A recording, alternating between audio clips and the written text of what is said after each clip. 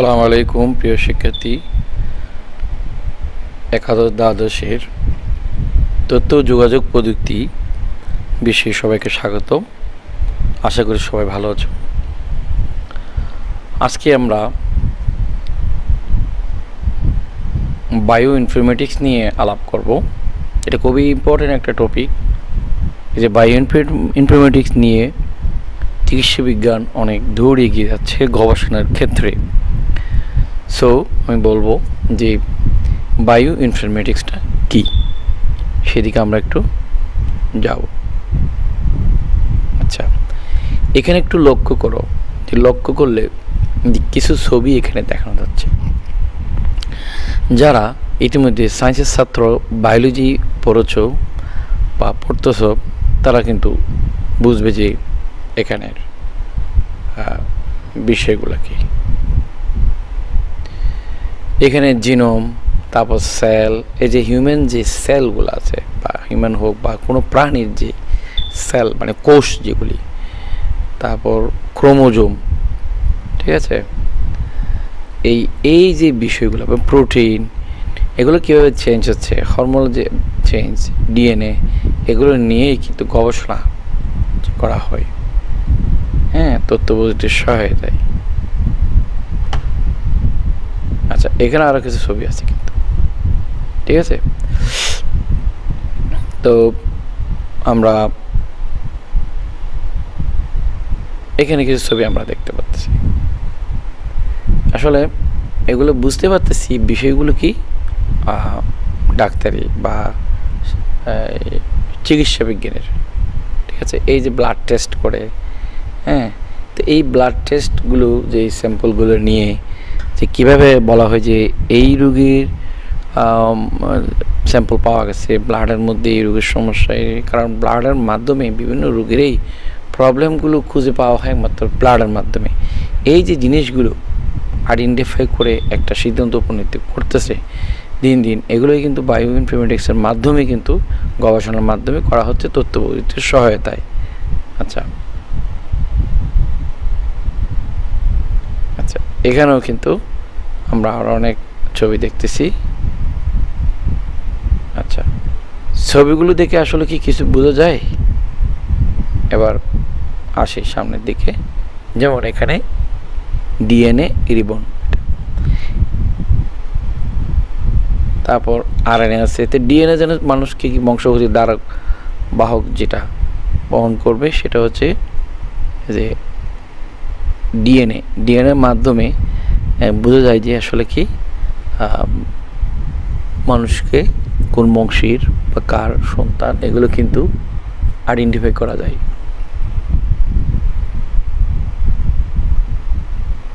এবার আমাদের আজকে যে বিষয়, সেটা হচ্ছে বায়ো ইনফরমেটিক্স। সামনের দিকে আমরা যাই। যে এই পাঠ শেষে শিক্ষার্থীরা যা যা শিখতে পারবে সেগুলো নিয়ে একটু বলি। বায়ো ইনফরমেটিক্স কী তা বলতে পারবে, তারপর বায়োমেট্রিক্সের ব্যবহার, টুলের নাম বলতে পারবে, বায়ো ইনফরমেটিক্সের উদ্দেশ্য ব্যাখ্যা করতে পারবে, বায়ো ইনফরমেটিক্সের ব্যবহার বিশ্লেষণ করতে পারবে।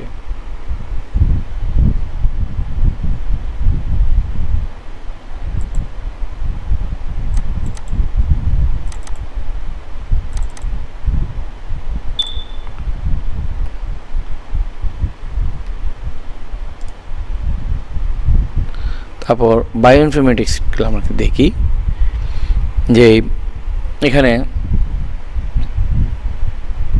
আমরা অর্গানিজম, মানে এখানে বিভিন্ন রকমের যে বিষয় বৈচিত্র্য বা ধাপটা দেওয়া হয়েছে এখানে। এটা হচ্ছে মানুষের, যেমন এটা সেল, প্রাণী সেল, ঠিক আছে। তারপর protein, RNA, ribonucleic acid, DNA, deoxynucleic acid, যেমন বায়ো মলিকুলার, হ্যাঁ, তারপর এনভায়রনমেন্ট, ক্লিনিশিয়ান, অর্গানিজমস, সেল, কোষ, এগুলা। তারপর হচ্ছে ecology, evolution, behaviour, animal science, planet pathology, biochemistry, molecular biology, তারপর biophysics, pharmacology, laboratory medicine, pathology, computer science, হ্যাঁ, বায়োস্ট্যাটিস্টিক্স, ম্যাথমেটিক্স। এই বায়ো ইনফরমেটিক্সের যে বিল্ডিং ব্রিজ যেটা বলা হয়, মানে একটা বায়ো ইনফরমেটিক্স কোন কোন টপিকগুলোর সাথে রিলেটেড, আমি সেটাই কিন্তু এখানে বোঝাতে চেয়েছি। যে ঠিক আছে, তো ইতিমধ্যে দেখলাম আমরা ফার্মাকোলজি, তারপর হচ্ছে ল্যাবরেটরি মেডিসিন, প্যাথোলজি, বায়োফিজিক্স, হ্যাঁ, মলিকুলার বায়োলজি, এগুলো সবগুলোই হচ্ছে বায়ো ইনফরমেটিক্সের অন্তরায়। টেকনোলজিকে ব্যবহার করে এগুলো গবেষণা করা। তারপর হচ্ছে মলিকুলার বায়োলজি এবং কম্পিউটার সায়েন্স। একটু দেখো, মলিকুলার বায়োলজিগুলো আমরা কম্পিউটার সায়েন্সের মাধ্যমে গবেষণা করে অনেক কিছু, অনেক দূর আগানো যাবে। বিভিন্ন সফটওয়্যার আছে, সফটওয়্যারের মাধ্যমে এই তথ্যগুলো বের করা হয় এবং গবেষণার কাজে। মোট কথা তাহলে আমরা কি বলতে পারি, জৈব তথ্যবিজ্ঞান তথা বায়ো ইনফরমেটিক্স এমন একটি কৌশল যেখানে ফলিত গণিত, তথ্যবিজ্ঞান, পরিসংখ্যান, কম্পিউটার বিজ্ঞান, কৃত্রিম বুদ্ধিমত্তা, রসায়ন এবং জৈব রসায়ন ব্যবহার করে জীববিজ্ঞানের সমস্যাসমূহ সমাধান করা হচ্ছে বায়ো ইনফরমেটিক্সেরই কাজ। এতক্ষণ আমি যেই ধারণা দিতে চাইছিলাম সেটা জাস্ট বোঝানোর জন্য, ব্রেনে যাতে ধাক্কা দেয়, যাতে কোন জিনিস কী বলতে চাচ্ছে এবং কী নিয়ে কী করতেছে সেটা। নতুন নতুন যেই রোগতত্ত্বের যে প্রতিষেধক কিংবা চিকিৎসা, এই যে আবিষ্কার, সেটা হচ্ছে বায়ো ইনফরমেটিক্স মাধ্যমেই মানে হচ্ছে। গ্রিক শব্দ বায়ু মানে লাইফ, যার অর্থ জৈব, এবং ইনফরমেটিক যার অর্থ হচ্ছে তথ্যবহুল, হতে বায়ো ইনফরমেটিক্স শব্দের উৎপত্তি, যার অর্থ হলো জৈব তথ্যবিজ্ঞান।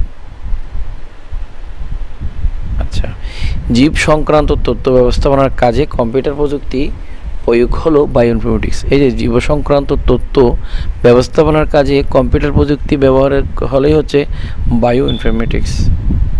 আচ্ছা, জীববিজ্ঞান সংক্রান্ত কাজে ব্যবহৃত ডেটা সংরক্ষণ, আহরণ, সাজানো এবং বিশ্লেষণ ইত্যাদি কাজের জন্য বিভিন্ন পদ্ধতির আবিষ্কার এবং উন্নয়ন করে। যেমন আমরা কি করি, বর্তমানে স্মার্ট যে লক আছে বা এই স্মার্ট মোবাইল বা লক, এগুলো কিন্তু আমাদের বা মানুষের, হিউম্যানের, যেমন বায়ো সিগনেচার ইউজ করে, অর্থাৎ যেমন আমি থাম্বনেল ইউজ করলাম, ফিঙ্গার ইউজ করলাম, ফিঙ্গারপ্রিন্ট বা ফেস লক, এই যেগুলো বলি, এগুলো কিন্তু আমাদের বায়ো ইনফরমেটিক্সের এই অংশ। যে আমাদের বায়ো সিগনেচার নিয়েই কিন্তু যেমন হার্ডওয়্যার ওপেন হচ্ছে, নানান প্রবলেম সলভ করা হচ্ছে, এগুলো হচ্ছে বায়োমেট্রিক বলা হয়। ঠিক আছে, এবং ডেটা কালেকশন করা হচ্ছে। তো ডেটাবেস, অ্যালগরিদম, কম্পিউটার ও পরিসংখ্যানিক টেকনিক ব্যবহারের মাধ্যমে বায়ো ইনফরমেটিক্সের তথ্যগতভাবে বা ব্যবহারিক ক্ষেত্রে তৈরি হওয়া বায়োলজিক্যাল সমস্যাগুলো ব্যবস্থাপনা বিশ্লেষণ করা হয়। আমরা একটা অ্যাকাউন্ট খুলছি, সেখানে আমরা যে বায়োমেট্রিক দিচ্ছি, জি ঠিক আছে, কারণ এটা তো এক একজনের বায়োমেট্রিক সিগনেচার এক এক রকম, একই রকম হয় না, অন্যগুলো নকল হয়, বাট বায়োমেট্রিক নকল করা যায় না।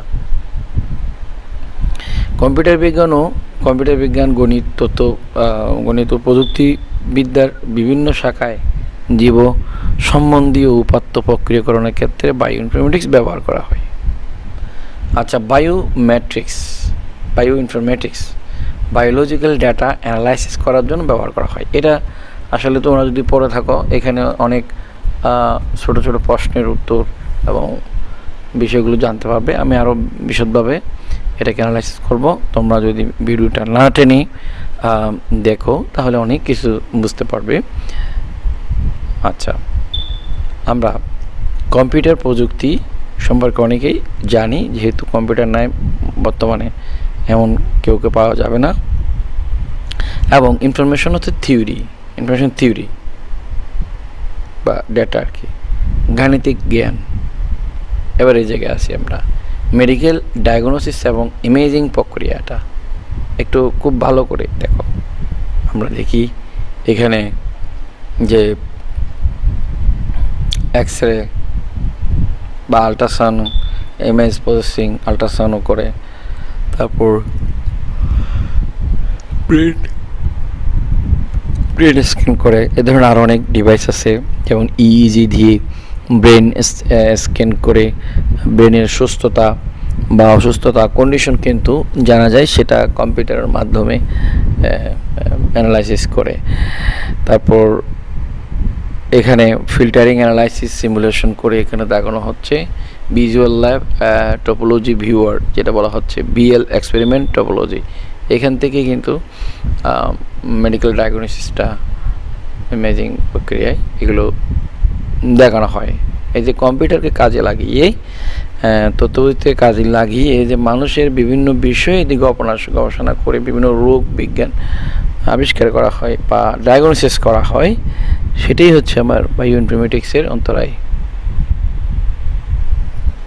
তথ্য প্রেরণ, আহরণ এবং জৈব সিস্টেম প্রক্রিয়াকরণের গুরুত্বের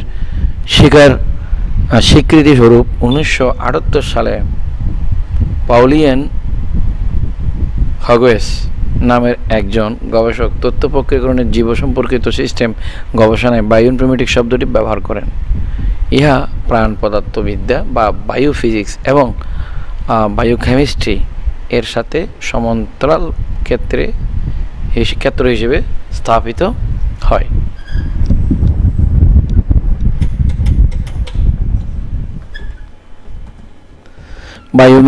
বায়োইনফরমেটিক্সের গোড়ার দিকে আমরা যদি দেখি, এটা হিস্টোরি বললাম। এলভিন কাবাত নামে একজন গবেষক 1980 সাল থেকে 1991 সালের মধ্যে তার অ্যান্টিবডি সম্পর্কিত ধারাবাহিক প্রকাশনার জৈব অনুক্রম বিশ্লেষণের প্রবর্তন করেন। ন্যাশনাল সেন্টার ফর বায়োটেকনোলজি ইনফরমেশনের পরিচালক ডেভিড লিপম্যান এই ক্ষেত্রে আরেকজন গুরুত্বপূর্ণ অগ্রদূত মার্গারেট ওলিহাবকে তার অবদানের জন্য বায়ো ইনফরমেটিক্সের পিতা বা মাতা হিসেবে অভিহিত করেছেন। ডেভিড লিপম্যান জৈবিক তথ্য যেমন নিউক্লিওটাইড ক্রম এবং অ্যামিনো অ্যাসিড ক্রম সংরক্ষণের উদ্দেশ্য ডেটাবেস তৈরি এবং রক্ষণাবেক্ষণের জন্য জিওনোমিক রিভলিউশনের শুরুর দিকে বায়োইনফরমেটিক্স শব্দটিকে পুনরায় ব্যবহার করেন। এই ধরনের ডেটাবেসের উন্নয়ন ছিল একটি জটিল ইন্টারফেস, যার মাধ্যমে গবেষকগণ বিদ্যমান ডেটা অ্যাক্সেস করতে পারে এবং উন্নয়নের জন্য পাশাপাশি নতুন সংশ্লিষ্ট তথ্য জমা দিতে পারে। এই কালচারগুলো বায়ো ইনফরমেটিক্স এই যে বিভিন্ন রোগীদের ইনফরমেশনগুলো নিয়ে বা ডেটা নিয়ে কিন্তু গবেষণা করে আরও নতুন নতুন চিকিৎসা বিজ্ঞানে বিপ্লব ঘটানোর জন্য বায়ো ইনফরমেটিক্সের অনেক গুরুত্ব রয়েছে আর কি। সো বায়ো ইনফরমেটিক্সের যে উদ্দেশ্য এবং কাজটা কি, বায়ো ইনফরমেটিক্সের মূল উদ্দেশ্য হচ্ছে জৈবিক পদ্ধতি সম্পর্কে সঠিক ধারণা লাভ করা, এবং বায়ো ইনফরমেটিক্সের প্রধান কাজ হচ্ছে জীববিজ্ঞান সম্বন্ধীয় জ্ঞান ব্যবহার করে সফটওয়্যার টুল তৈরি করা, যাতে এইগুলো গবেষণার ক্ষেত্রে সে ব্যবহার হয়। আচ্ছা, সফটওয়্যার টুলটি জীববিজ্ঞান সংক্রান্ত কাজে ব্যবহৃত ডেটা সংরক্ষণ, আহরণ, সাধনা এবং বিশ্লেষণ ইত্যাদি কাজের জন্য বিভিন্ন পদ্ধতির আবিষ্কার এবং উন্নয়ন করে, যা দিয়ে জেনেটিক ও জিনোমিক ডেটার মধ্যে তুলনা করার ক্ষেত্রে এবং মলিকুলার বায়োলজির বৈশিষ্ট্য অনুধাবন ও মূল্যায়ন করার ক্ষেত্রে সাহায্য করে। 3. আণবিক জীববিজ্ঞানের পরীক্ষামূলক প্রয়োগের ক্ষেত্রে বায়োইনফরমেটিক্স ইমেজ ও সিগন্যাল প্রসেসিং ব্যবহার করে বিশাল পরিমাণ ডেটার কাঁচামাল হতে প্রয়োজনীয় ডেটা বা ফলাফল বাছাই করে, ফলে একই গবেষণায় পুনরাবৃত্তি ঘটিয়ে মূল্যবান সময় বাঁচায়, তাই না? অর্থাৎ আণবিক বিজ্ঞান জীববিজ্ঞানের পরীক্ষামূলক প্রয়োগের ক্ষেত্রে বায়োইনফরমেটিক্স ইমেজ ও সিগন্যাল প্রসেসিং ব্যবহার করে বিশাল পরিমাণ ডেটার কাঁচামাল হতে প্রয়োজনীয় ডেটা ফলাফল বাছাই করে। এখানে হচ্ছে কি, যদি আমরা সিমুলেশনের মাধ্যমে করা হয় গবেষণা, আমার অনেকগুলো কাঁচামাল, অনেক যে ক্ষয়ক্ষতি এগুলো হবে না বা অর্থের অপচয় হবে না। আগে ভাগে আর্লি মানে ডিজাইন আর যে চিন্তা ভাবনা করেই কিন্তু কাজ করা যায়, ফলে একই গবেষণায় পুনরাবৃত্তি না ঘটিয়ে মূল্যবান সময় বাঁচায়, অর্থ ও সময় বাঁচায়। এবার আছে ডিএনএ। তো এখানে অ্যাডিনি, থাইমিন, সাইটোসিন, তারপর জিওনিন, ফসফেট ব্যাকবোন, এটা একটা ডিএনএর ছবি আর কি। হ্যাঁ, এখানেও আছে যে আমরা বলি মানুষের যে জিন তত্ত্ব, জিন সেটাই এখানে ডিএনএ বহন করে, বংশগতির ধারাবাহিক যে জিন যেটা, এটা অ্যামিনো অ্যাসিড NH3 এটা, আর হাইড্রোজেন আছে,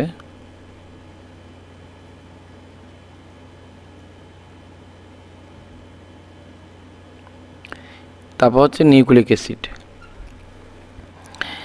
নিউক্লিক অ্যাসিডের এখানে আরএনএ এবং ডিএনএর যে স্ট্রাকচার দেখা হলো, স্ট্রাকচার অফ নিউক্লিওটাইড, এটা একটা স্ট্রাকচার এখানে দেখানো হলো। আচ্ছা, কৃত্রিম বুদ্ধিমত্তা হচ্ছে আর্টিফিশিয়াল ইন্টেলিজেন্স।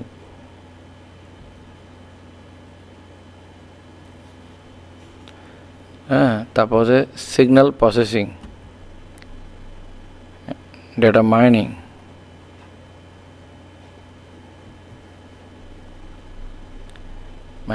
সফট কম্পিউটার,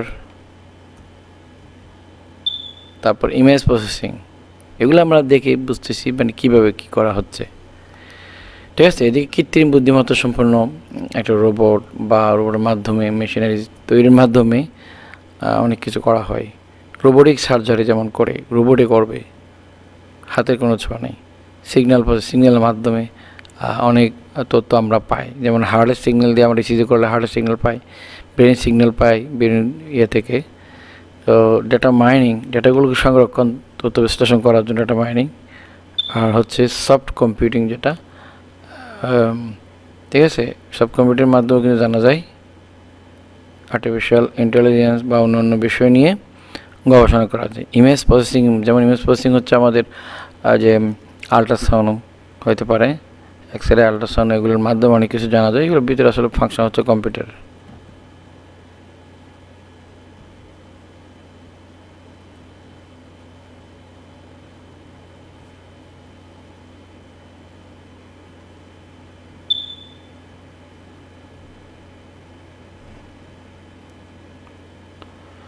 তারপর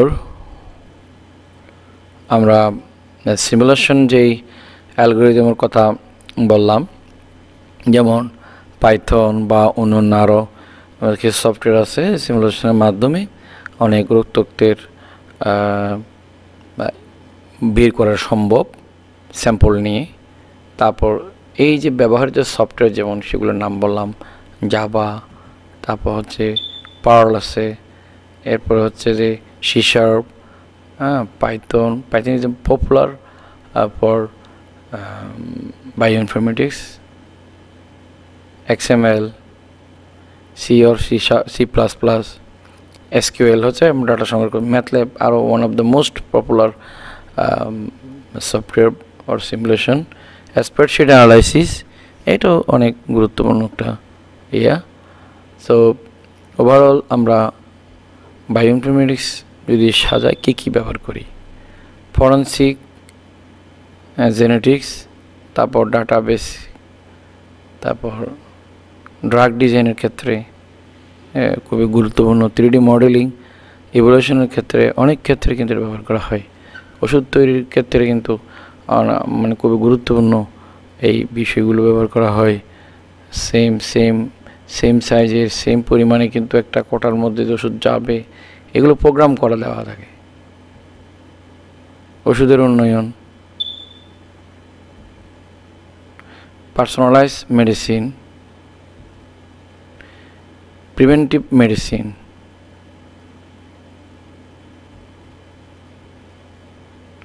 তারপর হচ্ছে মলিকিউলার মেডিসিন যেটা।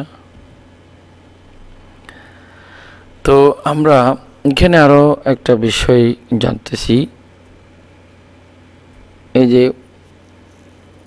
কম্পিউটারের মাধ্যমে বা উন্নত প্রযুক্তির থেরাপির মাধ্যমে ক্যান্সার কোষ নিধন করে মানুষের শরীর থেকে। Cells are removed from patient. The genetically altered cell produce the desired protein or hormone. The cell from the patient become genetically altered. আচ্ছা, এখানে আরও অনেক কিছু আমরা যেমন এটা জিন থেরাপি যেটা দেওয়া হয়, এটাও কিন্তু বায়োইনফরমেটিক্স বা কম্পিউটার ব্যবহারের মাধ্যমে। এই যে এটা মাইক্রোবিয়াল জিনোম অ্যাপ্লিকেশন।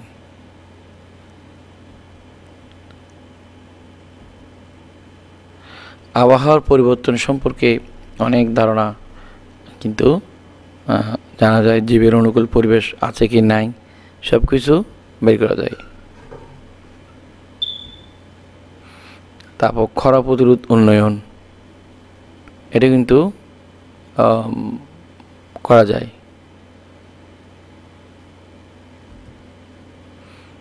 এরপরে এখানে আছে রিনিউয়েবল এনার্জি, সোলার প্ল্যান, বিকল্প শক্তির উৎস, অল্টারনেটিভ এনার্জি।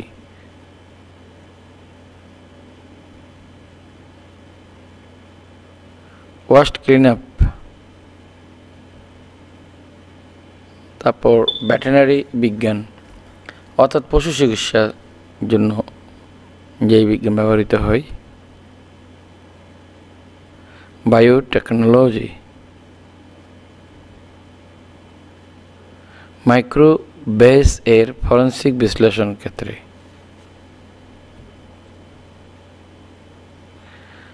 বায়ু অস্ত্র উৎপাদন मतलब बायो वेपन क्रिएशन।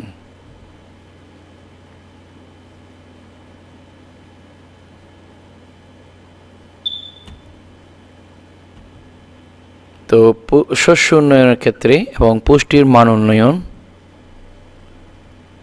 তা আমরা অনেক কিছু দেখতেছি। কীট প্রতিরোধ, যে পোকামাকড় প্রতিরোধ বা ধ্বংসের জন্য। তারপর হচ্ছে অ্যান্টিবায়োটিক রেজিস্ট্যান্স শরীরে আছে কি না এইগুলো বের করার জন্য। একক কাজ হচ্ছে জীব সংক্রান্ত তথ্য ব্যবস্থাপনায় কম্পিউটার প্রযুক্তি প্রয়োগকে কি বলে সেটা করবা। 1 genetic engineering, 2 biometrics, 3 bioinformatics, 4 robotics. হ্যাঁ,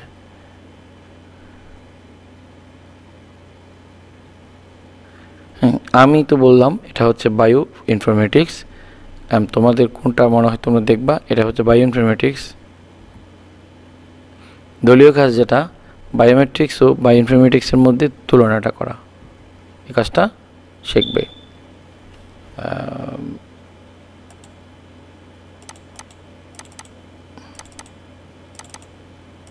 তা আমরা যদি এইদিকে যদি যাই, এখানেও কিন্তু অনেকগুলো সেম যে অনেক ডাটা কিন্তু এখানে কালেকশন করে রাখা হয়েছে তথ্য প্রযুক্তির সহায়তায়।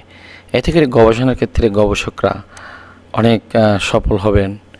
নতুন নতুন যে বিজ্ঞানের রোগতত্ত্ব কিংবা সমস্যার সমাধান প্রকল্পে গবেষণার জন্য অনেক কাজ দিবে।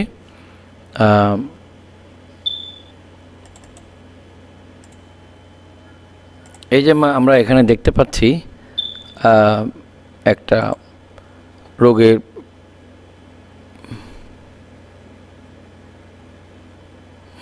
একটা সিম্বল, এটা হচ্ছে গ্লুকাগন। এটার একটা সিম্বল এখানে দেখাচ্ছে।